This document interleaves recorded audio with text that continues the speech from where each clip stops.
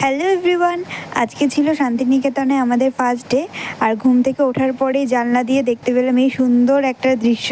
দেন মুখ ঠুক দিয়ে ফ্রেশ হয়ে চলে এলাম একটু ব্যালকনিতে, কারণ আগের দিন রাতে তো তেমন কিছু দেখতে পাইনি, অনেক রাতে আমরা ঢুকেছিলাম তাই জন্য। তারপর সোজা চলে এলাম জলখাবার খেতে। আর জলখাবারে ছিল গরম গরম ফুলকো ফুলকো লুচি, আলুর দম আর বোঁদে। আর আলুর দমটা কিন্তু ভীষণ টেস্টি করেছিল। আমরা যে হোমস্টেটায় ছিলাম সেখান থেকে কিছুটা দূরেই ছিল একটা উড ফসিল পার্ক। সেখানে যাওয়ার জন্যই আমরা সবাই মিলে বেরিয়ে পড়লাম। আর আমাদের যাওয়ার পথটা কিন্তু ছিল ভীষণ সুন্দর।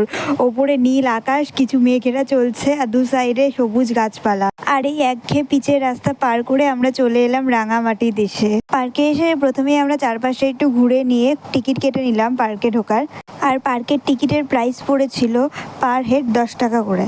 পার্কে ফসিলগুলোর ক্যামেরা করা যেহেতু বারণ ছিল, তাই আর বেশি ক্লিপ নেওয়া হয়নি। পার্ক ঘুরে আমরা চলে এলাম বাইরে। বাইরে ছিল অনেক উইয়ের ঢিপি, বড় বড়, যা আমরা সচরাচর দেখতে পাই না আমাদের এখানে। আর সাইডেই ছিল একটা সরু ছোট্ট জলের নালি মতো করা, যেখানে অসংখ্য মাছ কিলবিল কিলবিল করছে।